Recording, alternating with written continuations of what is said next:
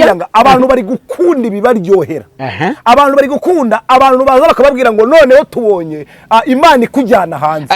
Kandi Socrates umuhanga yaravuze ngo ibiryoshye byica ubuzima, ngo ariko ibirura bituma umuntu arama. Noneho ikibazo kiri aho hantu rero bakizi nta kindi. Bagarukira umwami n'umukiza kubera ko njya guhabwa ino message, nabonye ibintu bikomeye cyane. Nabonye umugabo bita Pastor CLAUDE. Yego. Nabonye umugabo bita Pastor CLAUDE. Muri no misi amazi misi myinshi yatedinga ku mbuga nkoranyambaga. Imana ivugana nanjye, nabonye akirwa kwiteka. Nabonye agenda mu muhanda avuza induru yambaye ubusa. Numva ijwi ririmo rirambwira pena sira tarango shandola kire winingo zala. Ijwi ry'Imana rinzaho rirambwira ngo natihana, arindura umunwa we, arindura urimirwe. Arasaze. Vuba bidati. Arasaze CLAUDE. Arasaze. Ntabwo ari we wenyine nabonye abantu benshi, nabonye n'abapasteri bakomeye bakorera ngo umuntu dukurikiranye yumve buno buhanuzi alasira tarango shandola kire winingolazi. Imana ihagurukijwe no kugira ngo ifata bakishijwe bugufi yo biri bazamure. Izi ntambara muri kubona Moses mu misi muri no misi nta handi hano ziri kuva, ni imbaraga ziri guturuka ikuzimu. Nabonye Satani ahaguruka ikuzimu, ahagurukanye intwaro zo kugira ngo ananize abakozi b'Imana. Babuhaye icyuho kugira ngo babashe kugira gute kumva icyo imbaraga zigira. Kandi Satani uko byagenda kose, Moze kangubwire kano kantu. Yego. Ukuri kurusenda kuruta uburyarya bw'isukari. Subiramo ako kantu. Ukuri kurusenda kuruta uburyarya bw'isukari. Amahoro y'Imana nabane nawe. Wowe utameze neza uraza kumera neza, kandi nawe bimeze neza.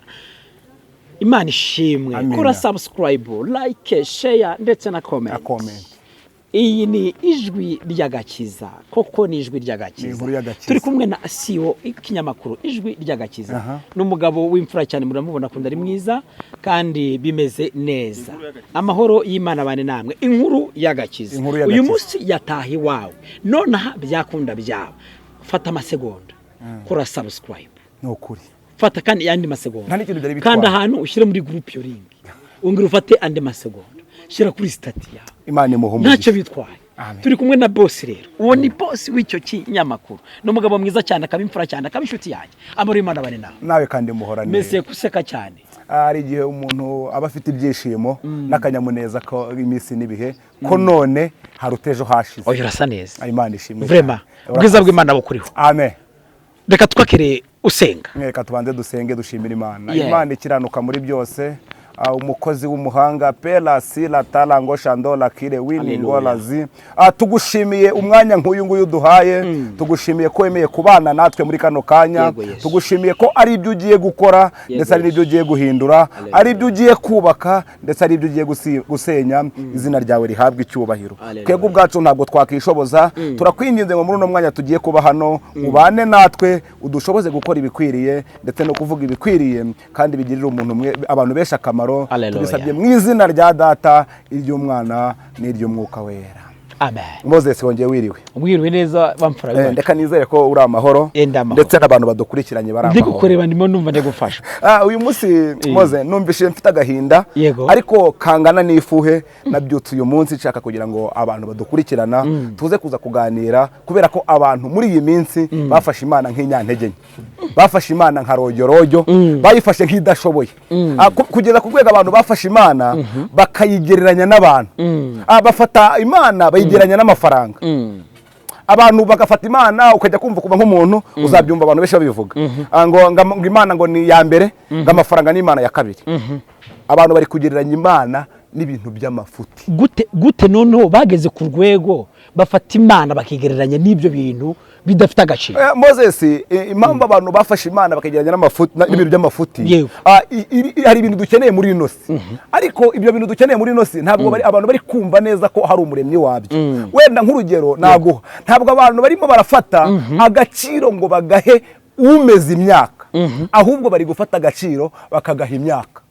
Nyamara hari izindi mbaraga Imana ikoresha iyo iri kumeza imyaka mu butaka igihe imyaka ibora nta muntu uhari ikagera gute ni ukuvuga ngo bo birengagije isoko n'ibyo ngibyo y'ibintu uzabisanga kwa muganga. yego birababaje biteye n'agahinda ariko nyine nta kundi dukwiye kugira ngo dusenge Imana muri ino minsi igira icyo yakora ifata imitima y'abantu yongere igaborere kuri Kristo kubera ko Bibiliya inavuga ngo mu minsi y'imperuka hazaza iminsi irushya abagenzi ariko abantu bararushye cyane kugeza ku rwego umuntu muganga muvura ntiyumve ko uwo muganga yaremwe n'Imana kandi yakoreshejwe n'Imana ahubwo akumva ko muganga yamukijije. ariko abascientifique kandi urabizi ntago babyemera bemera ko imbaraga ziri mu byo bihigiye ziri muri ibyo ngibyo nyine uri kuvuga ntago bagishaka iby'Imana byo nta muntu bishaka n'umuntu ye bari kugaranya ko umuntu yaba yaravuye kuturema ngo twingagi twinguge niba ari inguge niba ari iki. Moses tugeze mu misi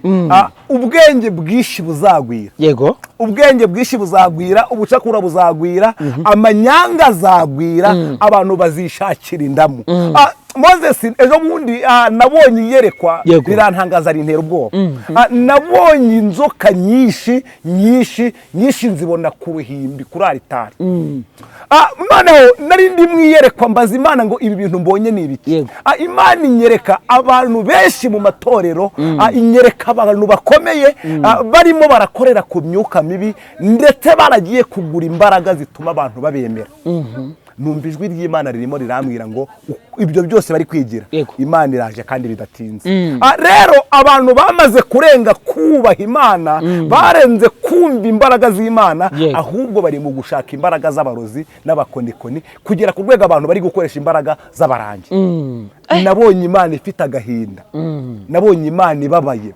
Usanze abashumba, usanze abapasteri, usanze abavuga butumwa nyuma yuko bamaze kuvuga ubutumwa bateraniye mu kabari. Yego bateraniye mu kabari bari kwirenza amayoga nyuma yaho bari bavuye guhanura bavuye kuririmba ugasanga abantu mu kazi aho bari gukora bafite ibintu bakenyereyeho.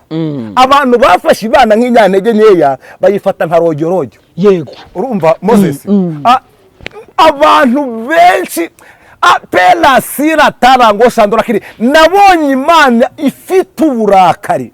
Ubutaha nigeze kubabwira ngo ibintu ntago ari uko bizaguma. Abantu bo barabimenyereye ngo niko bizahora ariko umuserebanya wahiriye mu nzu uvuga ngo niko bizahora. Nabonye Imana ifite agahinda. Imana ije gufata ibintu bizima igiye kubivangura n'ibitari bizima. Imana igiye gufata abigize ibikomerezo ikubite hasi maze izamura bemeye guca bugufi kubera ko abantu imbaraga bari gukoresha bari kuyobya abantu benshi kugera ku rwego abantu batari kubasha kumva Imana ahubwo abantu barimo bumva imbaraga abantu bavanye ahandi. Niyo mpamvu urimo wumva abantu bari gufata Imana nka rojyorojyo ariko ndagira ngo umuntu dukurikiranye yumve buno buhanuzi alasira tarango shandora kire winingorazi. Imana ihagurukijwe no kugira ngo ifata bacishijwe bugufi yongere bazamure. Izi ntambara muri kubona Moses mu misi muri no misi nta handi hano ziri kuva ni imbaraga ziri guturuka ikuzimu. Nabonye Satani ahaguruka ikuzimu ahagurukanye intwaro zo kugira ngo ananize abakozi b'Imana, ananize abantu abakure ku Mana maze yongera gwize inyigisho z'ubugome, yongera yigishe inyigisho z'uburyarya. Uzababona cyane urumva Mose. Yego birababaje kubona umuntu ahagarara imbere y'abantu agiye kubabwira ijambo ry'Imana akajya kubakinira komedi. Ariko nayo ibi bintu nabibonye. Ariko ibaze umuntu araje baramutumiye ngaje kwigisha abantu ahubwo aje gukina komedi. Ni ikibazo gikomeye. Imana yarapfushije. Ni ikibazo gikomeye. Imana yarapfushije. Imana yarapfushije kandi yapfushije abantu bahagaze. Yawe yapfushije abantu bahagaze. Mose uzi cyababaje umutima wanjye. Yego abantu bo muri ino minsi barimo barafata Imana. Imana yaremye ijuru n'isi ikayirema nta muntu yifashije ikayirema bakayigeranya. Ejo bundi ndi kumva umuntu arimo arambwira ngo none se ngo kukinga Imana ngo nimba ngidukunda ngo yatwohereje shitani ngo nimba barananiranywe ngo yumvaga twe tuzamushobora. Ntabwo Imana yohereje shitani abantu ahubwo Imana yajugunye Satani mu isi aje mu isi ashaka kugira ngo akureho umuntu ubwiza cyangwa se umubano yarafitanye n'Imana.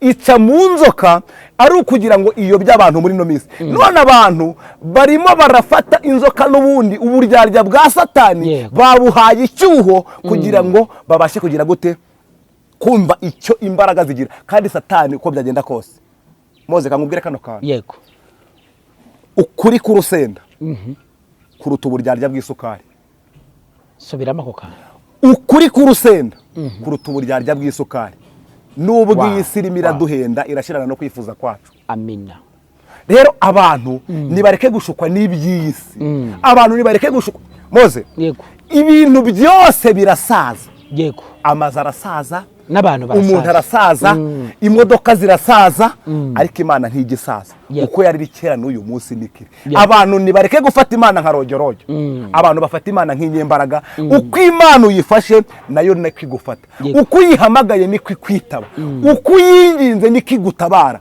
uko ikubonye iyo uyifashe nk'inyantege nke nayo igaragara nk'inyantege nke haleluya biteye agahinda k'abantu muri no minsi bibagirwa aho Imana yabakuye sinzi n'ibicyo kiri kucyumva ndi kucyumva birababaje cyane ejo mu gitondo cya kare umuntu Imana iramuremye yego ikuvanye iwanyu wagiraga ipantaro imwe ikuvanye iwanyu waryamaga ku mbagara ugeze i Kigali uri kuryama kuri matera ugeze i Burayi Imana iguhaye akazi ariko utangiye gufata Imana nka rojorojo utangiye gufatira Imana mu tuntu tudashoboka mu tuntu tw'amafuti utangiye gufatira Imana mu bahanuzi hari n'abatabemera ariko Moze abantu batemera abahanuzi ni abantu bavangiwe ni abantu sinzi ahantu umuka bawukura abahanuzi bahozeho kera hari hariho ba Eliya hari hariho ba Elisa hari hariho ba Danieli hari hariho na ba Yesaya hari hariho abahanuzi rero umuntu utemera abantu uwo si uwanjye sinzi ahantu babikura nose wowe utekereza ushize mu nyurabwenge yawe ubundi umuntu yanga umuhanuzi bigendeye kuki gusa ndabagarukira rinde rimwe abantu bakubitanye n'abiyita abahanuzi ariko atari bo n'abiyita abahanuzi kakubwire kuntu bimeze uzakubitana n'abantu muri no minsi akubwire ngo ngewe ngo nakire Yesu nk'umwami n'umukiza w'ubugingo bwanjye none nubona ati se wamwakiriye gute ati narabatijwe yego kubatizwa bihesha umuntu kwinjira bihesha umuntu kwakira Yesu nk'umwami n'umukiza w'ubugingo bwe nawe shyira mu nyurabwenge n'abadukurikiye bashyire mu nyurabwenge ntabwo ari byo warabatijwe ese ko wabatijwe amazi yageze no ku rurimi rwawe hari n'abajya muri pisine bakoga ndetse ubundi nabonye ari uwo babatije baradutwikira ku mihanda turareba ngo yabatize ntabwo kubatizwa ari ukujya mu mazi ni ukwemera Kristo nk'umwami na Jacques yaravuze ngo ugende ubwo nabatijwe ariko njye ntabwo nzaka gusambana narabibonye gusa amazi iminsi oya nyine akantu uvuze gahiseka nyirukansa cyane urimo umwuka w'Imana nyine nawe bitekereza yego umuntu arabatijwe ariko amaze aratubwiye ngo yakiriye uzayibona rega mu rusengero bahamagare ngo arega mu baroma araritse ngo gukizwa n'uguhinduka no guhindukira amen Imana iguhe guhinduka gusa no guhindukira no kureka ibyo wari urimo kamera zawe niba kunyura mu nzira igana gutya birasa guhita funga fira usubira inyuma rwose ukareka imigirire yawe mibi ugakurikira Kristo nk'umwami n'umukiza w'ubugingo bwawe ariko abantu siko bimeze abantu babadubitse mu mazi bumva ko bagize gute bakiriye Kristo ntabwo umuntu wakiriye Kristo uyu munsi aba yizera imbaraga z'abarozi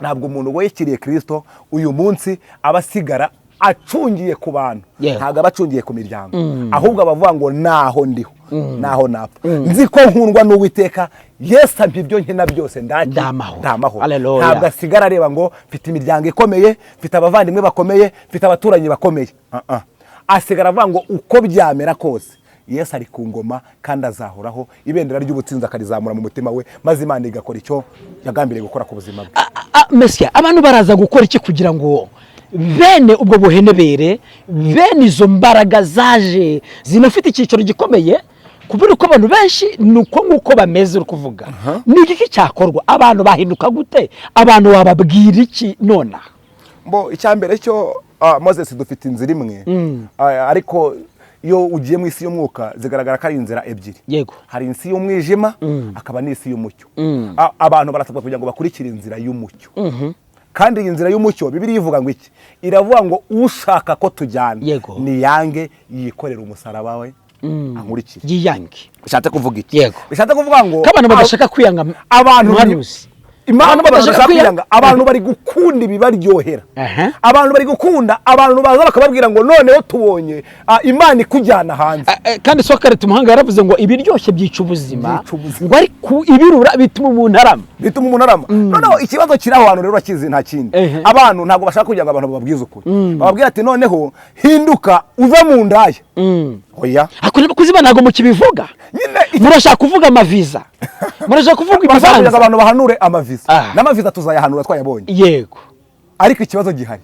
Ntabwo abantu wowe ntago barimo, ariko akenshi urebe kuri imihanda abahanuzi.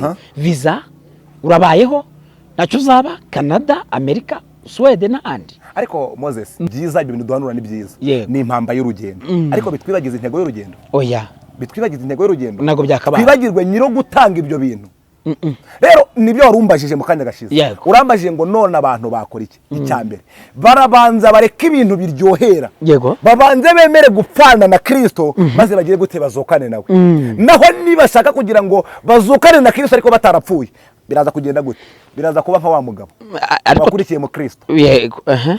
Uri kubyumva? Ndi kukumva cyane. Naza kuza kugira ku rurembo baraza kuza kubaza ati noneho ngaho garagaza agatanga urwandiko, garagaza ahantu wakirijwe, garagaza ahantu wigomwe kunywa ibyo bisindisha, garagaza ahantu wigomwe abagore, garagaza ahantu ariko abakozi Imana guhanura ubuntu ati ubuntu Yesu ubona byose arabirangije. Ariko Moze ntabwo na Sorotani Makenga we ntago bavuga gutyo ngo bikunde.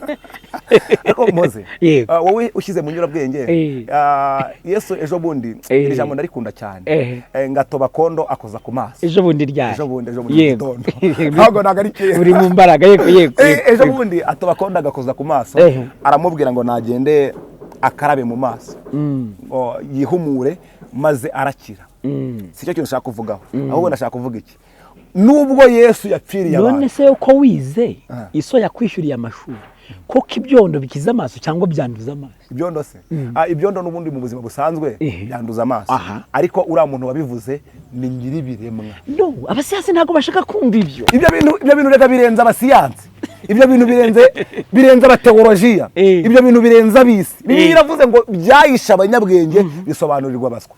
Kugira ngo umuntu bita Moses, kugira ngo umuntu bita Kanyamahanga naramuka ari umunyabwenge atazirata ubwenge bwe. Urakumvishe cyane. Rero arangije ngatoba icyondo. Icyo nashaka kubwira kanyigarukeho. Arangije ngaramubwira ati noneho genda ukarabe mu kidendezi. Moses uyu mugabo wamubwiye ngo nagenda akarabe mu kidendezi bamwita Mensi. Ubusanzwe yafashe uwo bita Lazaro amaze iminsi 3 mu mbarazura. Yafashe umwana wa Yayiro wari wapfuye agira gute? Arazura.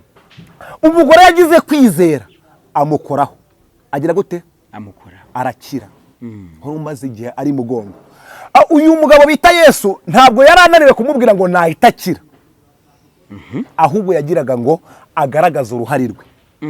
Yagira ngo nawe arebe bya bindi bitubwira ngo ngaho reka ntere intambwe 99 wetera imwe. Nicyo kintu Yesu yakoreye ibyo bintu. Rero abantu barasabwa iki? Barasabwa kugira ngo bizere Kristo nk'umwami n'umukiza w'ubugingo bwabo. Sinzirimo kukumvisha. Birasaba kugira ngo abantu bizere Kristo nk'umwami w'umukiza w'ubugingo bwabo. Ushobora gukizwa ntiyizere? Birashoboka. Birashoboka cyane. Hari ukuntu abantu agakiza Bibiliya iravuga ngo bagashimisha ururimi rwabo, imitima yabo ikakaba kure. Abantu bose iyo babajije Yesu urakoze cyane abantu agakiza nyine ni ibintu baririmba buri munsi. Ariko ubundi agakiza ni iki? Agakiza ni Kristo. Niyo meaning yo. Niyo agakiza ni Kristo. Ahubwo icyo dusabwa ni ukwizera kugakiza kuko ari yo ndorerwamo tuboneramo gukizwa. None birakivuga ngo wizeye Kristo Yesu nateka azacirwa. None umuntu akaba yarizeye Yesu akaba akihana ibyaha. Kuntu ibintu bimeze Moses nubundi wowe ubwawe suko mu gitondo uyobeye ko nijoro ejo woze. Ariko mu gitondo wongera byo kuroga. Abantu dukwiye koga uko bwije nuko bukeye kugira ngo tutazanuka. Abantu dukwiye kwihana kugira ngo tutazabingaruzwa mu heto y'ibyaha. Okay. Mfite amagambo y'ubwenge. Niko urumva Mose. Rero ntabwo kwihana ntabwo ari ibintu bibaye umunsi umwe. Ahubwo birasaba kugira ngo umuntu abikore buri munsi nk'uko yoga buri munsi. Birasaba kugira ngo umuntu yizere buri munsi nk'uko arya buri munsi. Birasaba kugira ngo umuntu agira agakiza nk'uko n'ubundi yambara buri munsi, tukagira umwambaro wa buri munsi kugira ngo Kristo naza kujyana umugeni azasange tugize gute tumesha imyambaro yacu. Yego. Ndagira ngo kano kanya turi kuganira duhuze bino bintu Moze. Dusomere Abagalatiya 4:19 maze tuze gusengera amaho ngaho. Kandi 19 yaravuze ngo imirimo ya kamere y'imbuto z'umwuka ni ko mutwuvuze. Dore imirimo ya kamere iragaragara. Niyi. Gusambana. No gukora ibiteye isoni.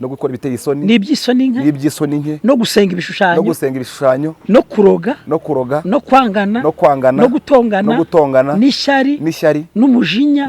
N'amahane. No kwitandukanya. No kwirema ibice. No kugomanwa. No gusinda. N'ibiganiro bibi. N'ibindi bisa bityo. Ndababwira hakiri kare. Arababwira Yesu hakiri kare nkuko nababwiye kera, nkuko yababwiye kera, yuko abakora ibisa bityo, kuko abakora ibimeze uko nguko batazaraga ubwami bw'Imana, ntabwo bazagira bajya mu ijuru. Amen. Moze, ndakeka ntabwo turi buze kuza kuvuga ibintu byinshi. Aba bantu bo muri iyi minsi murimo murabona naho ngaho baboneka. Naho baboneka, ariko iyo usomye neza hakubwira na imbuto za mwuka wera. Reka wenda tukira aho ngaho tuze kuza kubwira abantu ngo bakwiye kugira ngo bahinduke bagarukira umwami n'umukiza, kubera ko njya guhabwa ino message nabonye ibintu bikomeye cyane. Nabonye umugabo bita Pastor CLAUDE. Yego. Nabonye umugabo bita Pastor CLAUDE. Muri ino minsi amaze iminsi myinshi yatedinga ku mbuga nkoranyambaga. Imana ivugana nanjye, nabonye akirwaho iteka. Nabonye agenda mu muhanda avuza induru yambaye ubusa. Numva ijwi ririmo rirambwira pena sira tarango shandola kire winingo zala. Ijwi ry'Imana rinzaho rirambwira ngo natihana arindura umunwa we, arindura ururimi rwe. Arasaze. Vuba bidati arasaze CLAUDE. Arasaze. Ntabwo ari we wenyine nabonye abantu benshi, nabonye n'abapasteri bakomeye bakoresha imbaraga zavuye ikuzimu, nabo Imana ibateje abantu. Nabonye abantu bagaragariye basebeye aho bambariye inkindi, bahambariye incocero. Numva byumvishe cyane. Numva ijwi ry'Imana rimbwira ngo nzabatangarize, babwire ngo nibatihana bararimbutse. Reka nihanurire abandi bantu bakeya, ndimo numva Imana iri kuvugana nanjye mu kano kanya. Imana irimo iravugana nanjye ngo nimbwire umumama umaze iminsi arwaye. Ararwaye, ararembye, arwaye ikibazo cy'amara. Imana irimo iravugana nanjye ngo itanze ingabo nyinshi. Haleluya. Imana iramukijije muri uno mugoroba. Imana iramukijije uyu munsi. Ntabwo ari ibyo gusa, Moses, ubuhanuzi ni bwinshi ndi kumva buri kumanuka, ariko ubu ndagira ngo tuze kuza kuvunagura. Nabonye abantu benshi barira amarira menshi. Nabonye abantu benshi barira amarira menshi, agahinda, intimba. Nabonye impfu nyinshi, impanuka nyinshi muri kuno kwezi kwa 12. Imana irambwira ngo mbwira abantu basenge, bakuzeho uwo mwuka. Satani ahagurukijwe no gukoresha abantu impanuka, ahagurukijwe no kwica, ahagurukijwe no kugira ngo abantu benshi baboroge. Nabonye ningo nyinshi zisenyuka. Moze, uzi umuntu utari buze kuba maso ngasenge, nabonye ingo zisenyuka. Nabonye ingo zisenyuka zigera ahantu abantu bararira, ururondogoro ruracika. Numva ijwi rimbwira ngo abantu ibyo bakoze singiye kubisubiramo, bashaka bajugunye. Nimba bitari ibyo ngibyo ingo zabo zirasenyutse. Reka dusenge. Uri Imana ikiranuka muri byose, tugushimiye umuteguro wawe mwiza, tugushimiye umugambi wawe mwiza. Ala sira tarango shandora kire winingo zala. Tugushimiye yuko uri Imana itagisaza ngo yitwaza akabando. Tugushimiye yuko umugambi wawe, umuteguro wawe uhagije. Tugushimiye ko waremeye umuntu muri Kristo imirimo myiza. Muri Kristo niho tubonera gukira, muri Kristo niho tubonera gutabara. Dusabiye umuntu wese uzakurikirana kino kiganiro, uzabane nawe, uzamuhire, ubuntu bwawe buzakomeze bumurinde none n'iteka ryose. Tubisabye mu izina rya Data, iry'Umwana n'iry'Umwuka wera. Amina. Abakunzi b'inkuru nziza za Kiza turabashimiye kuba subscribe, kandi ibiganiro byacu nakagaruka. Subscribe, comment ndetse na share. Yego. Shalom.